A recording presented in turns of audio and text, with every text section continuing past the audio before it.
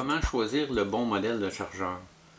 Malheureusement, je n'ai pas les budgets pour acheter plusieurs modèles de chargeurs et faire des différences techniques entre chaque modèle.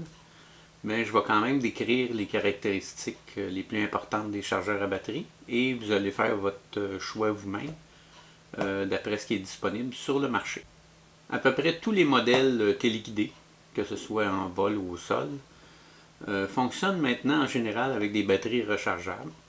Il y a quelques rares modèles préhistoriques là, qui fonctionnent encore avec la nitro ou à essence. Mais en général, c'est les batteries qui dominent le marché. C'est pour ça que dans l'atelier, un des outils les plus importants, c'est le chargeur à batterie programmable. Pourquoi programmable? C'est parce qu'il y a différents types de batteries. C'est très varié. Il y a des grosses batteries. Différents voltages, c'est-à-dire le nombre de cellules va déterminer le voltage. La capacité, évidemment, les grosseurs de batterie varient beaucoup. La chimie des batteries, on peut trouver du NiMH, nickel-cadmium, lithium polymère, lithium-ion, LiFe, lithium fer phosphate. Il y en a peut-être d'autres, là, mais c'est pour vous montrer qu'il y en a beaucoup de sortes de batteries. Il faut que le chargeur s'adapte, se programme avec les différentes chimies de batterie. Le voltage, l'ampérage.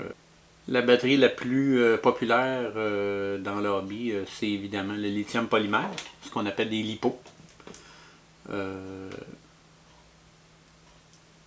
Les LiPo, il y en a de tous les formats. Un bon chargeur doit pouvoir être programmable avec des mémoires. Ça évite à chaque fois qu'on veut recharger une batterie de reprogrammer tout le processus. Avec les mémoires, mais on préprogramme le chargeur pour tel ou tel type de batterie. Et puis, ce que je fais, moi, comme aide-mémoire, c'est que je l'affiche sur le mur de l'atelier. Mémoire 1, mémoire 2, mémoire 3. Et puis, quand je veux brancher une batterie, je choisis la mémoire appropriée. Et puis, l'opération se fait beaucoup plus rapidement. Dans les chargeurs, on peut trouver des modèles avec ou sans source de puissance intégrée.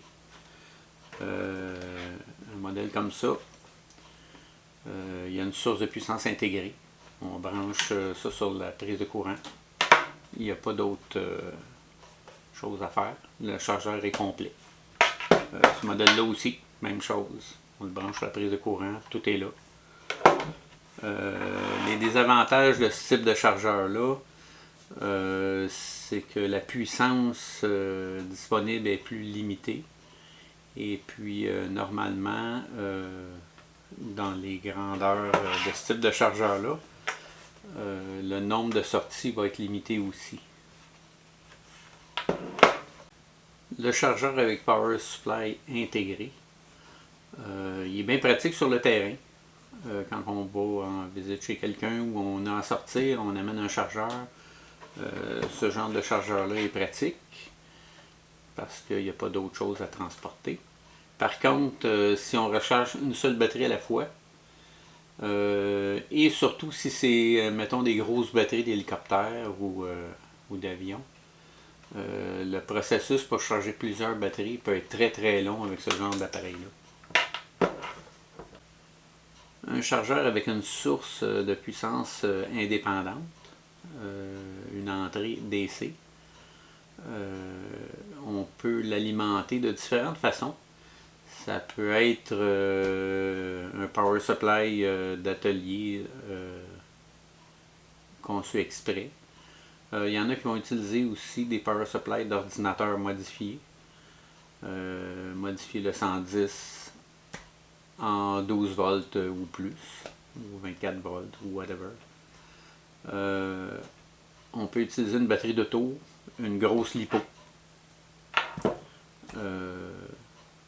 N'importe quelle source DC peut alimenter un chargeur avec... c'est système de puissance indépendant, un chargeur plus régulier. Personnellement, j'utilise un power supply de laboratoire, le BK Précision, modèle 1692. Il peut monter jusqu'à 15 volts à 40 ampères continu. Jusqu'à maintenant, c'est très utile. Je fais marcher avec ce seul power supply-là 3 chargeurs simultanément. Je ne recommande pas d'utiliser des adapteurs pour charger plusieurs batteries en même temps avec la même sortie de chargeur à batterie pour des questions de sécurité. Une batterie doit être bien balancée. Les cellules doivent être rechargées également pendant la recharge.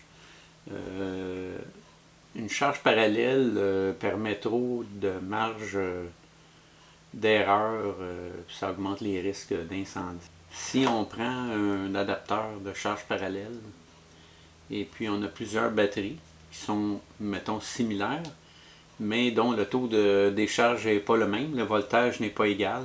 Quand on les branche ensemble, il y a un transfert de voltage assez violent qui peut arriver entre les batteries. C'est pour ça que c'est pas recommandé. Les balanceurs aussi, il peut y avoir des transferts de voltage d'une batterie à l'autre. Alors, le mieux c'est d'avoir une batterie par canal. Si on a un chargeur double canal, on charge 2 batteries, 4, on charge 4 batteries, mais pas plus. À l'endroit approprié où je recharge mes batteries, ce que j'appelle ma station de recharge, j'ai choisi de brancher 3 chargeurs du même modèle. C'est le Hyperion EOS 720i Super Duo 3. Chaque chargeur peut charger 2 batteries. Alors, j'ai la capacité de charger 6 batteries simultanément. Chaque canal est indépendant, alors je peux charger différents types de batteries sans aucun problème en même temps. En résumé, mes critères pour acheter un chargeur à batterie, il faut que ce soit un chargeur avec minimalement 2 canaux indépendants ou 4 si c'est possible. Il faut qu'il y ait un power supply indépendant. Ça permet plus de flexibilité si jamais on a des grosses batteries à charger. Une capacité de puissance de recharge de 200 à 500 watts par canal ou plus. Une possibilité aussi de charger des batteries, des LiPo de 6S, c'est-à-dire 6 cellules ou plus. Même si, mettons, on n'a pas de batterie de cette taille-là présentement, le hobby évolue quand même assez vite. On peut rencontrer des batteries de haut voltage éventuellement, puis on n'a pas besoin de remplacer le chargeur si jamais on est pris avec quelque chose qu'on ne peut pas recharger. Une chose importante aussi, il faut que le modèle de chargeur qu'on choisit ait un mode de storage des batteries.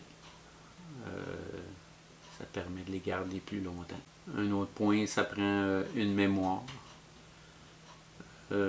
pour assigner différentes mémoires aux programmations qu'on effectue. Ça sauve du temps ultérieurement quand on charge différents modèles de batterie. Il faut aussi, quand la batterie est terminée de recharger, on peut vérifier aussi si le balancement a été effectué correctement. Avec un petit testeur, on vérifie les cellules s'ils sont toutes au même voltage. On peut aussi vérifier sur Internet les différentes recommandations et les reviews que les gens ont faites dans le milieu. Ça peut donner des indices quoi ne pas acheter. Alors, cette vidéo termine la description d'un chargeur à batterie adéquat pour le hobby. Ça peut être une base pour magasiner ce que vous avez besoin.